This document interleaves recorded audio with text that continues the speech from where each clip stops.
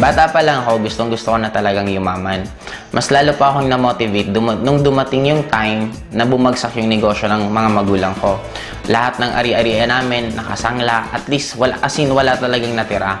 Kaya as early as high school, ang dami-dami ko ng sideline na ginagawa. Una, gumagawa ako ng project ng mga classmate ko para kumita lang ako.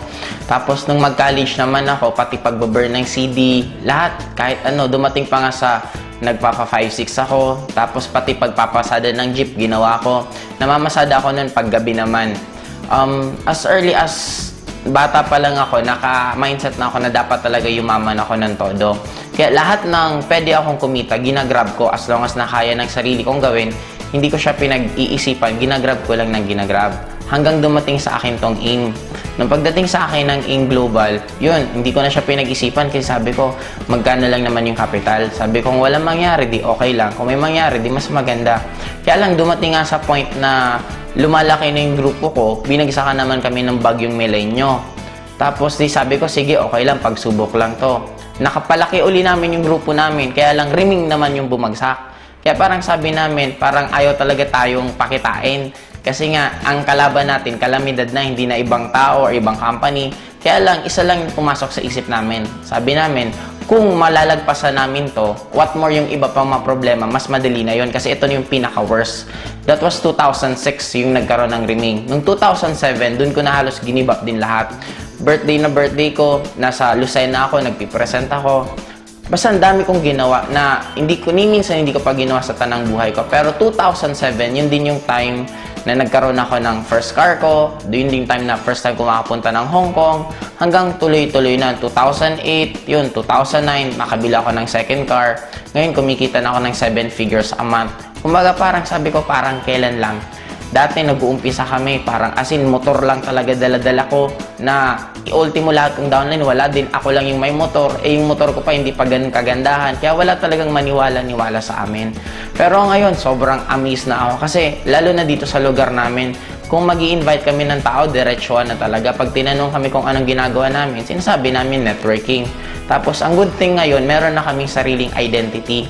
And by next year din, bibili na ako ng sariling building na doon na namin ilalagay mismo yung opisina ng AIM Global. Kung mga first time in the history of networking dito sa lugar namin, ang dami namin kumitang tao na nagkaroon ng sasakyan and bibili din ako ng resort para susunod doon na kayo magkakandak ng training at yung mga grupo ko from other na place, pwede silang pumunta dito para maipasyal ko rin. Ang point ko kasi, iba pala talaga pag kumikita ka ng pera. Darating sa point na halos hindi mo na sa'yo importante yung pera, ang pinaka-importante na lang sa'yo is yung convenient ng buhay mo. Ngayon, imaginein mo guys, by next year, ang isa pa sa plano ko, bibili kami ng yate. Kasi meron ng parking dito sa amin. Sabi ko nga, talagang lakas ng attraction ko. Kasi inuna muna yung parking ko bago yung yate kong bibilhin. And I'm proud to be alive sa walang ibang numero 1 networking company. AIM Global ang power. Grabe! And third din po is bibiling ko this coming December is Hummer. Sobra po akong talagang naa-amaze kasi sobrang laki po. Ang halaga po niya sa around 6.8 million. Isang sasakyan lang po. And ang kagandahan pa po ngayon, yung lifestyle na kahit saan pwede kang pumunta. Imagine mo guys, tuwing pumupunta ako sa magagandang lugar, tina-timing ko na halos konting tao. Kasi bakit? Para hindi masyadong magulo. Pumupunta ako, namamasyal ako weekdays. Guys, grabe guys! First time Asian Cruise. Woo!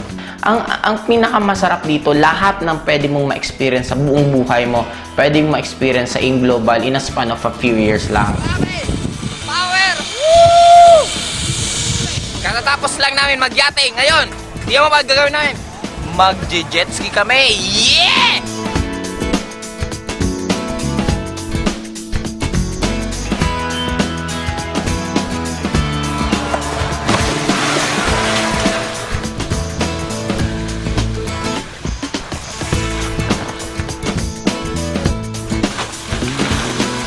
Kumbaga, yun yung nabigay sa amin na buhay because sa desisyon namin na gawin yung AIM Global at trabahuhin. Next year, US kami. Sobrang excited ako kasi Talagang first time ko makakapunta sa US na ni minsan hindi man lang pumasok sa isip ko na makakarating pala ako. Pero dahil sa In Global, binigay nila lahat sa amin yan. Kung meron pa sa inyong nag-iisip, actually dapat huwag nyo na siyang pag-isipan. Kasi ang nakakaduda ngayon, hindi na yung networking hindi na In Global. Magpo 4 years na ang In Global, ang dami nang napayaman. Ang nakakaduda ngayon, kung pag-graduate mo ba, meron ka pang trabaho, or kung nagtatrabaho ka man ngayon, kung magkano yung natitira sa'yo. Ano yung point ko? Ang point ko lang, eto na yung nakikita nyo na yung result. Bakit kailangan nyo pang pagdudahan? Ang kailangan nyo na lang gawin, paniwalaan nyo. Kagaya ng mga iba kong friends, it took them 2 years bago nagsipag-join. Pero after 2 years yun, ngayon sila naman yung mga bibili ng sari-sariling sasakyan. Yun pala yung kagandahan sa AIM. Pag once naniwala ka at trinabaho mo, meron at meron at meron talagang mangyayari.